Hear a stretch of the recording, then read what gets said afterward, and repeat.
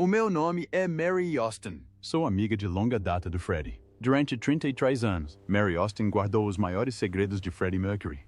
Ela viu-o namorar outros homens enquanto vivia na sua mansão. Ela segurou-lhe a mão enquanto ele morria de sida. Herdou toda a sua fortuna, avaliada em milhões. Mas havia um segredo ainda mais negro. Em 2024, depois de vender a sua casa por 30 milhões, Mary contou finalmente a verdade. O que ela revelou sobre a relação deles chocou o mundo. A verdade sobre o que realmente aconteceu entre eles está finalmente a vir ao de cima. Mary Georgina Austin nasceu a 6 de março de 1951, num pequeno apartamento por cima de uma sapataria na North End Road, em Fulham. Nessa mesma semana, o racionamento de carvão na Grã-Bretanha foi novamente reduzido e a sua família sentiu profundamente as dificuldades.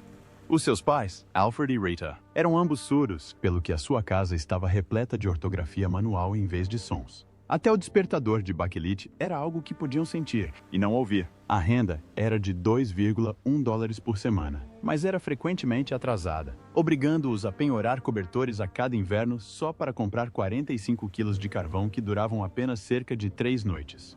Aos 7 anos, Mary já ajudava os pais com as contas da luz e da água e até trocava o pão velho por fruta esmagada nas bancas da feira. Crescer numa casa silenciosa aguçou a sua atenção. Os professores repararam que ela conseguia ler os lábios de 3 pessoas ao mesmo tempo, mas falava tão baixo que os colegas tinham de se inclinar para a ouvir.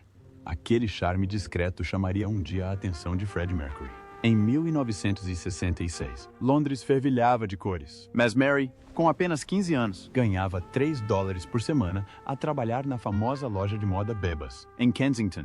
Passava os dias a aprender mini-vestidos de veludo em manequins, vestidos que seriam usados por estrelas como Twiggy, enquanto sobrevivia com chá feito com leite evaporado e cigarros partilhados no armazém.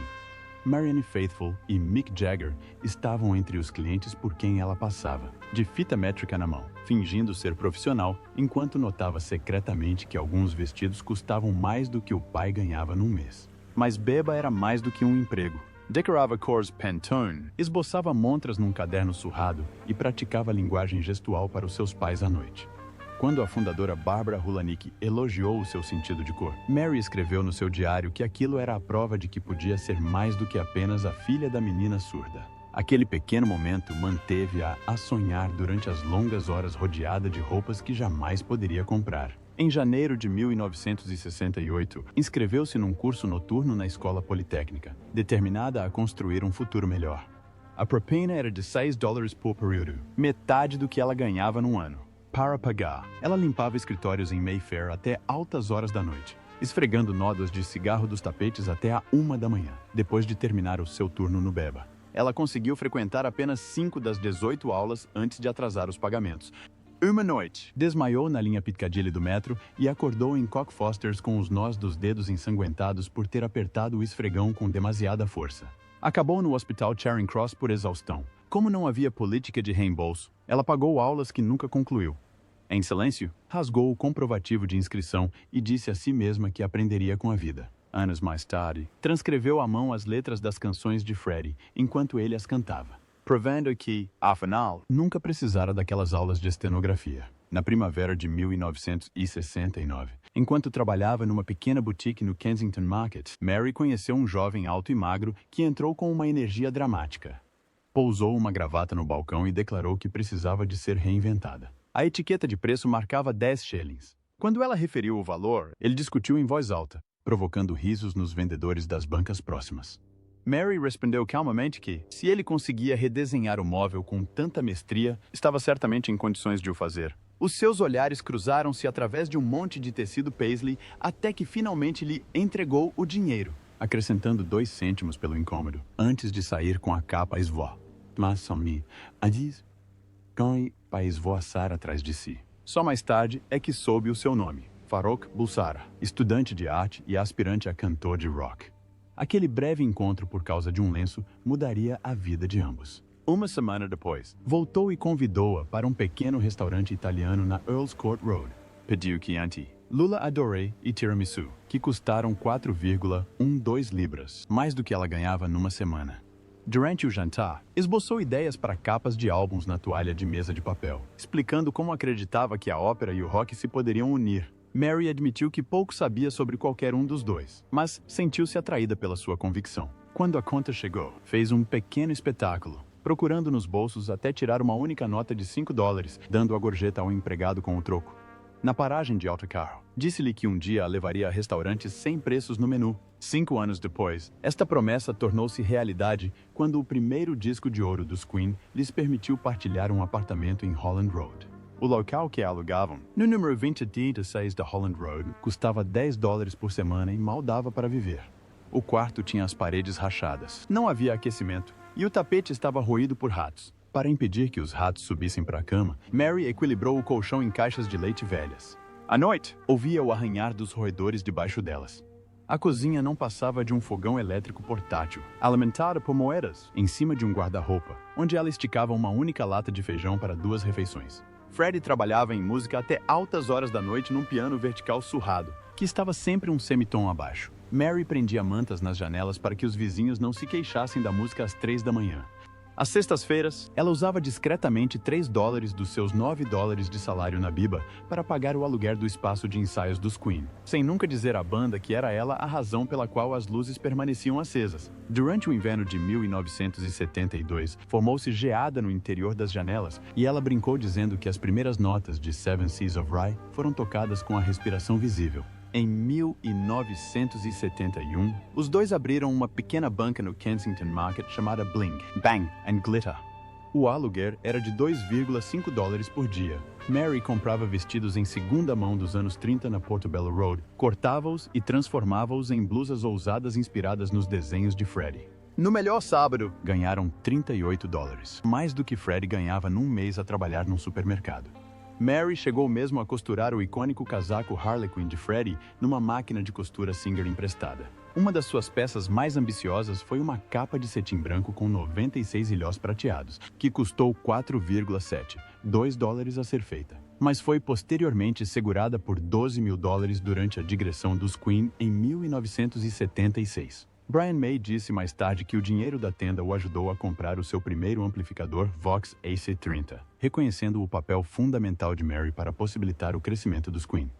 Quando a banda conseguiu um horário de gravação noturno nos Trident Studios, Mary foi a única pessoa de fora convidada. A 15 de dezembro de 1972, ela sentou-se ao lado da mesa de mistura, enquanto Freddie gravava as vozes de Keep Yourself Alive, sustendo a respiração para que os microfones não captassem qualquer som. Ela anotava cuidadosamente os números do contador de fita cada vez que este cometia um erro, tornando-se responsável pelos registros não remunerados da sessão. A certa altura, Freddie perguntou se a sua voz soava grandiosa ou horrível. Mary garantiu que estava grandiosa, dando-lhe a confiança necessária. O produtor John Anthony disse mais tarde que a presença calma dela fez mais pelos nervos de Freddie do que qualquer truque de estúdio.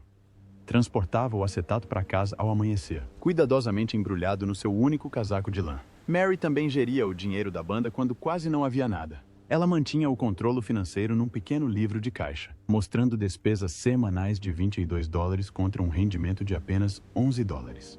Ela convenceu uma loja de música na Tottenham Court Road a alugar-lhes um sistema de som por 60 pence por dia, pagos após os concertos. Muitas noites só jantavam porque Mary trazia pãezinhos Chelsea do dia anterior, descartados do Baby's Café. Em julho de 1973, a carrinha da banda avariou a caminho de Torquay. Mary penhorou o medalhão da avó por $15 para cobrir as reparações, recuperando-a meses depois, quando os Queen receberam o primeiro adiantamento para a gravação de um disco. No final desse ano, ela conseguiu poupar $47 mil numa conta conjunta da banda no National Westminster Bank, em Kensington. No Natal de 1973, Freddie pediu-a em casamento com um modesto anel de ouro de 9 quilates que comprou por $12 numa casa de penhores. Após um concerto no Hammersmith Odeon, levou-a até ao palco vazio, ajoelhou-se e perguntou-lhe se aceitaria ser sua esposa quando o sucesso dos Queen os pudesse sustentar. Ela concordou, mas insistiu para que esperassem até a banda ganhar um disco de ouro. Quando Freddie comprou a Garden Lodge por $500 mil no início de 1977, Mary pensou que a mansão georgiana seria a sua casa para sempre. No entanto, em poucos meses, a casa de 28 divisões deixou de parecer deles e passou a ser mais como um palco privado. Freddie encheu-a de tesouros, um serviço de jantar Chippendale do século XVIII, um par de espelhos Louis Hayes dourados que comprou na Christie's por $9.800 e uma gravura de Andy Warhol do tamanho de uma parede.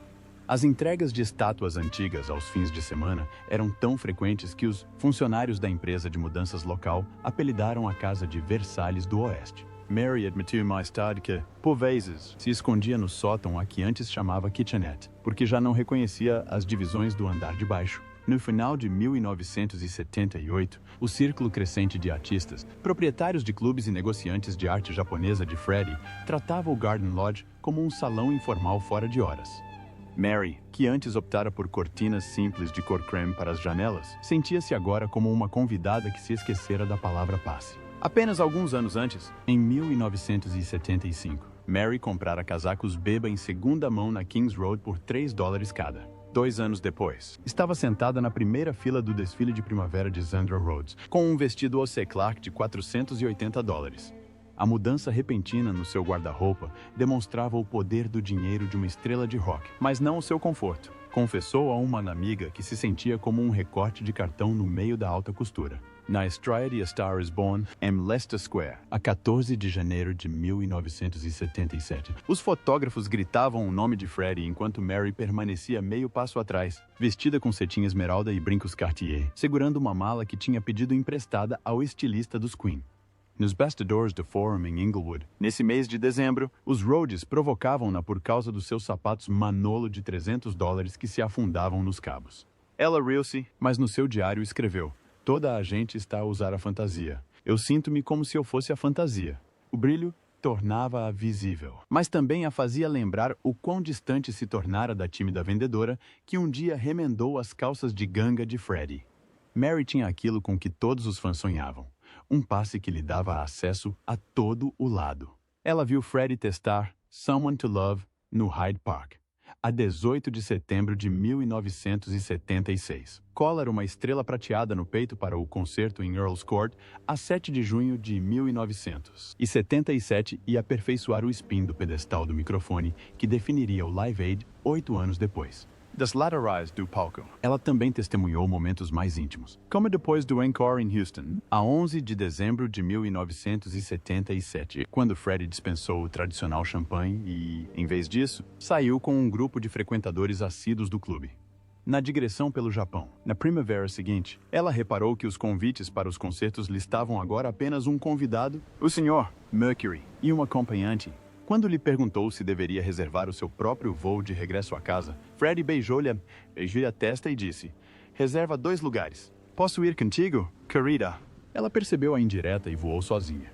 Os aplausos de 20 mil fãs não conseguiram disfarçar o silêncio entre duas pessoas que, certa vez, partilharam uma única pizza de entrega num pequeno quarto alugado. O amor de Freddie pela arte transformou-se numa obsessão durante 1977 e 1978. Gastou $72 mil em laca do período Edo, $1.400 num prato de cloisonné da era Meiji e $5 mil por semana na Hayashi Kimono, em Ginza.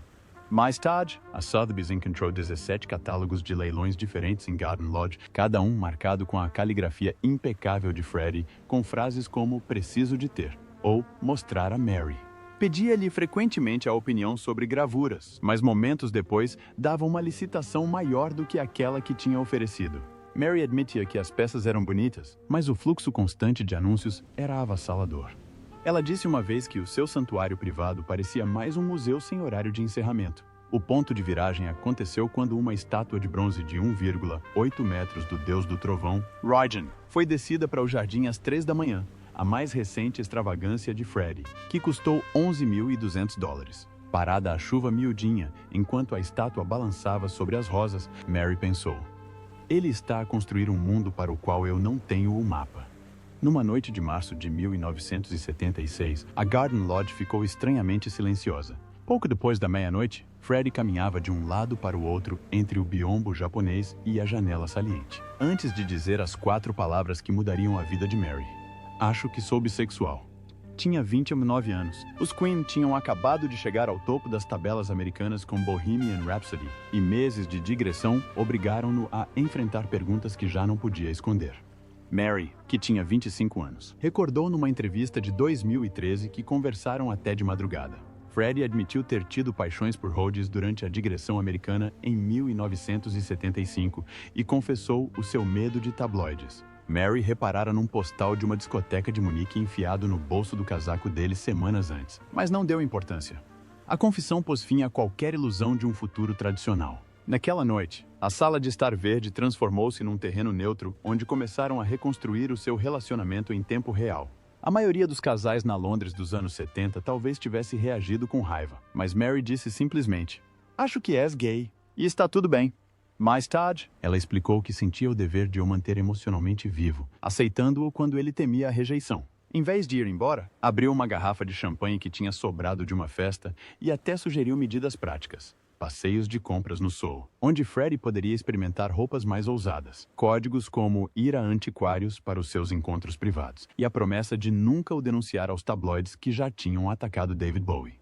O apoio sereno dela deu a Freddie o espaço necessário para explorar clubes como o Heaven e o Bang em 1977, sem se deixar abater pela vergonha. Segundo a jornalista musical Leslie Ann Jones, Freddie disse mais tarde que Mary o impediu de destruir tudo ao fazer uma declaração pública antes de estar pronto. O seu relacionamento evoluiu para o que chamavam de terceira via. Já não eram amantes, mas algo mais do que amigos. Freddie, que quase não confiava em ninguém, deslizava letras de músicas por baixo da porta dela para obter feedback. Foi a primeira a comentar "Someone to Love", sugerindo que o refrão era demasiado longo. Enquanto os Queen estavam em digressão, Freddie ligava-lhe todas as noites, pagando a conta a cobrar para partilhar os seus receios sobre jornalistas que investigavam rumores vindos de São Francisco. Mary sentava-se ao lado dele da cama com o telefone, acalmando-o calmamente do outro lado do oceano. Em 1978, disse a um entrevistador suíço que Mary era a sua fonte de confiança, mesmo que tivessem deixado de ter intimidade quase um ano antes. Os amigos não conseguiam compreender o acordo, mas durou mais tempo do que a maioria dos casamentos. A Maria nunca se mudou. Combinaram dormir em quartos separados. Freddie na suíte principal Verde Esmeralda, Mary no quarto de hóspedes Lilás, e um jantar semanal às quartas-feiras onde nenhum assunto era tabu, exceto as finanças do Queen. Ela geria a casa enquanto ele estava em digressão, separando as cartas dos fãs, cuidando do seu príncipe japonês e pagando as contas. Freddie frequentava as discotecas até altas horas da noite, e Mary esperava acordada com chá para saber como tinha sido. Brian May disse mais tarde que Freddie confiou a Mary a única coisa que o poderia ter arruinado naquela era dos tabloides: a sua vida secreta. A sua casa tornou-se tanto um santuário como uma plataforma de lançamento para a sua autodescoberta. O diário de Mary revela que a última vez que tiveram intimidade física aconteceu a 12 de outubro de 1977. Após o término da gravação de News of the World, Freddie, entusiasmado com a sua prestação vocal em Get Down, Make Love, convidou-a para celebrar. Beijaram-se e passaram a noite juntos. Ao amanhecer, Mary sentiu que era uma despedida daquela intimidade.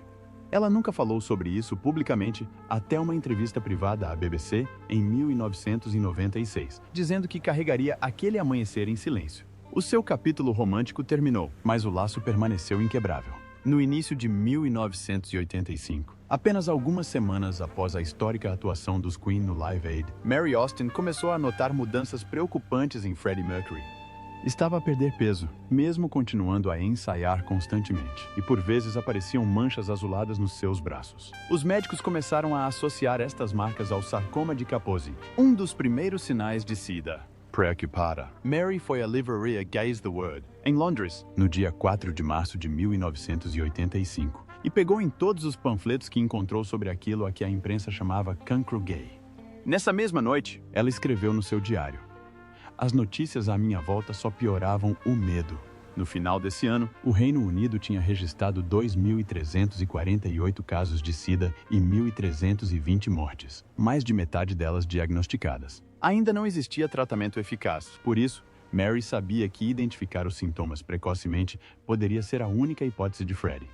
Ela começou a manter o seu próprio dossiê secreto no Garden Lodge, escondido numa gaveta trancada. Naquela época, até mesmo sussurrar a palavra SIDA podia arruinar a carreira ou as amizades de uma pessoa. Durante os anos de 1986 e 1987, Mary organizou consultas médicas em completo sigilo. Ela marcou consultas na Harley Street em nome de Frederick Bulsara Mac e usou o seu próprio número de telefone para que ninguém os pudesse contactar. No dia 22 de fevereiro de 1987, ela levou Freddie ao hospital de Brompton às 5h45 da manhã, escolhendo esse horário para que a equipe estivesse a mudar de turno e tivesse menos probabilidade de reparar nele. Quando o resultado do teste dele deu positivo, a 29 de abril de 1987, Mary agiu rapidamente. Ela contratou um mensageiro para trazer AZT de Nova York, ainda uma droga experimental, e pagou $7.600 por um fornecimento para 3 meses, que foi encaminhado via Amsterdão para que nenhum formulário da alfândega britânica revelasse o nome de Freddie. Ela até guardava blocos de receitas extra no cofre deles em Kensington, riscando os códigos de barras para que as farmácias não os pudessem localizar. Discretamente, ela também se certificou de que o seguro de digressão dos Queen cobria doenças crônicas não especificadas, uma expressão que permitia voos médicos privados sem expor a condição de Freddie. Graças ao planeamento de Mary, Freddie não só ganhou privacidade, como também tempo para continuar a gravar. O fardo de guardar o segredo pesou sobre ela. De 1987 até novembro de 1991, Mary manteve a verdade enquanto os rumores se espalhavam. Em abril de 1990, os tabloides publicaram fotos de Freddie com lentes de longo alcance, mostrando-o com um aspecto frágil. Mas ela insistiu na explicação de que estava exausto devido ao trabalho em estúdio. Freddie implorou-lhe que não revelasse a verdade, alertando que, se surgisse uma pequena brecha, tudo se desmoronaria. Em 1990, os jornais ofereciam até $500 mil por provas da sua doença, o equivalente a cerca de $1,2 milhões atualmente, mas Mary recusou todas as ofertas. Mais tarde, ela descreveu a pressão como se estivesse a proteger o núcleo de uma central nuclear. Até o som de um telefone a tocar podia fazer o seu coração acelerar, com medo de que fosse uma chamada acidental de uma clínica. O stress cobrou seu preço. Perdeu 9 quilos em 18 meses e chegou a estar acordada durante 72 horas seguidas antes de desmaiar ao lado da cama de Freddie. Mesmo assim, manteve-se em silêncio até Freddie divulgar o seu próprio comunicado a 23 de novembro de 1991. Apesar da saúde debilitada, Freddie continuou a gravar. De janeiro a maio de 1991, Mary organizou sessões noturnas nos Metropolis Studios para que os seus tratamentos intravenosos diurnos não interferissem. Ela usava um cronômetro de cozinha para limitar as gravações a 25 minutos, uma vez que a sua capacidade pulmonar tinha descido para 60%. A 13 de abril de 1991, quando ele gravou os versos marcantes de The Show Must Go On, Mary ficou do lado de fora da cabine a segurar um copo de vodka misturada com sumo de laranja fresco para ajudar com a garganta dele. Ela também convenceu o produtor David Richards a preparar misturas que Freddie pudesse aprovar a partir da cama, usando um DAT Walkman. Graças aos seus esforços, Freddie completou 18 faixas vocais que mais tarde apareceram no álbum Made in Heaven. Brian May disse posteriormente que esta conquista só foi possível devido ao planeamento meticuloso de Mary. Em outubro de 1991, a contagem de células T de Freddie tinha descido para menos de 50 de KC, o que significava SIDA em fase avançada.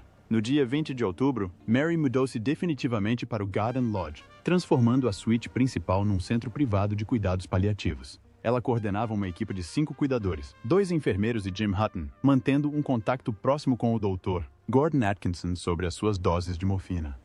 No dia 10 de novembro, Freddie perdeu a visão do olho direito e Mary encomendou cortinas opacas para que não fosse acordado pelo sol de inverno. Colocou um sino na mesa de cabeceira para que ele a pudesse chamar sempre que precisasse de medicação, gelo picado ou até mesmo ajuda para virar as páginas de um livro de arte. No dia 22 de novembro, ela estava atrás de Jim Beach, enquanto Freddie ditava a sua declaração final, que foi depois entregue a Peter Freestone para ser enviada para todo o mundo. No dia 24 de novembro de 1991, às 18h48, Freddie faleceu vítima de pneumonia brônquica. Mary cumpriu os seus últimos desejos imediatamente, colocando os seus gatos ao lado dele e tocando o álbum Barcelona dos Queen num aparelho de som Sony CF580. 3 dias depois, ela organizou o seu funeral privado zoroastriano no crematório de Kensal Green, que custou $3.500 e contou com a presença de 35 pessoas.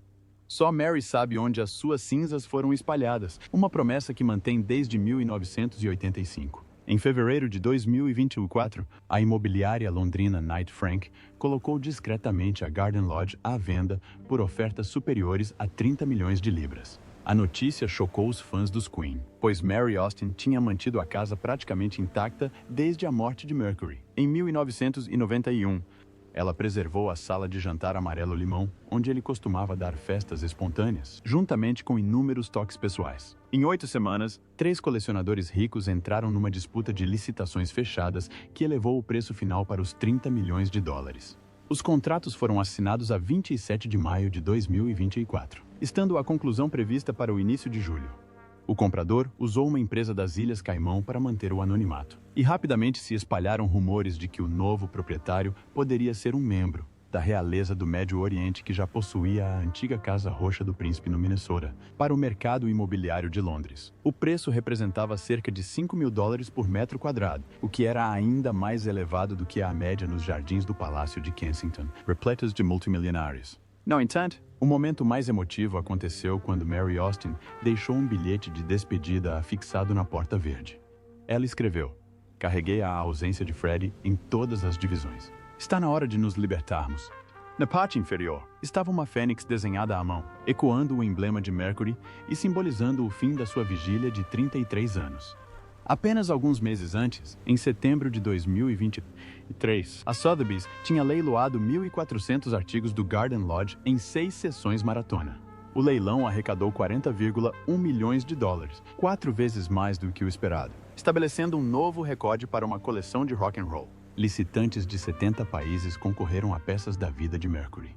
A sua pulseira de cobra de prata foi vendida por 705 mil dólares. O seu pente de bigode Tiffany alcançou 152.400 dólares. Uma porta coberta de grafite do Garden Lodge foi arrematada por 412 mil dólares, com mensagens escritas em 33 línguas.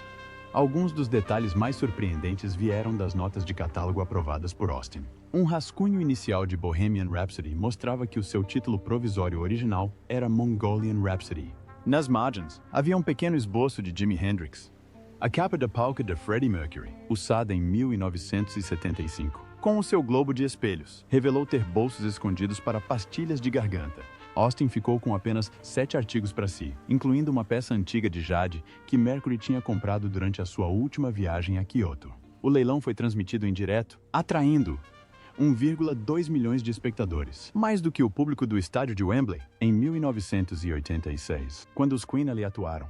Brian May admitiu que não pôde assistir ao leilão, mas Austin explicou que aquela era a última atuação de Freddie, com o mundo inteiro na primeira fila. Em junho de 2024, os restantes membros dos Queen venderam todo o seu catálogo musical à Sony Music por $1.000 milhões, o equivalente a cerca de 1,27 mil milhões de dólares. Uma cláusula do acordo concedia a Mary Austin 19% da parte de Mercury como executora do seu testamento. Os analistas estimaram que a sua parte foi de cerca de 187 milhões de dólares após impostos. Isto fez com que a sua fortuna fosse maior do que a de Sir Paul McCartney, avaliada em 150 milhões de dólares, e colocou-a entre as 50 mulheres mais ricas da Grã-Bretanha. O dinheiro chegou na mesma semana em que o videoclipe de Bohemian Rhapsody ultrapassou os 2.000 milhões de visualizações no YouTube. Os seus assessores investiram a maior parte dos fundos num escritório familiar no Luxemburgo, com investimentos que iam desde obrigações de energia verde a joias vintage da Cartier, o mesmo mercado que ela tinha influenciado através do leilão da Sotheby's. Austin recusou ofertas para participar em reality shows e escrever um livro de memórias, dizendo que tinha feito uma promessa a Mercury em 1985. Tinha lhe pedido que protegesse o mistério, alertando que a canção morreria se o mistério fosse revelado. Após deixar a Garden Lodge, Mary Austin mergulhou naquilo a que os tabloides chamam uma vida de riqueza discreta. A revista People noticiou que os seus vizinhos de uma pequena aldeia perto de Cotswolds não faziam ideia de que ela era a mulher que inspirou a canção Love of My Life. A Casa Lali pertence a um fundo fiduciário cego, e os habitantes locais só a conhecem pelas iniciais ATAMJ. Em abril de 2025, os fotógrafos no aeroporto de Heathrow apanharam-na a embarcar num voo para Zanzibar, a terra natal de Mercury, mas as fotos desapareceram um dia depois de terem sido compradas por um comprador anônimo. Os seus 2 filhos evitam os holofotes e até usam nomes diferentes nos seus registros eleitorais. Amigos próximos dizem que ela usa um relógio vintage Patek Philippe que marca o ritmo da música Somebody to Love, um pormenor que Mercury costumava achar engraçado no estúdio. Tal como antes, se movia discretamente nos bastidores, enquanto dezenas de milhares aplaudiam Freddie. Agora vive de uma forma que permite que a música brilhe enquanto permanece quase invisível.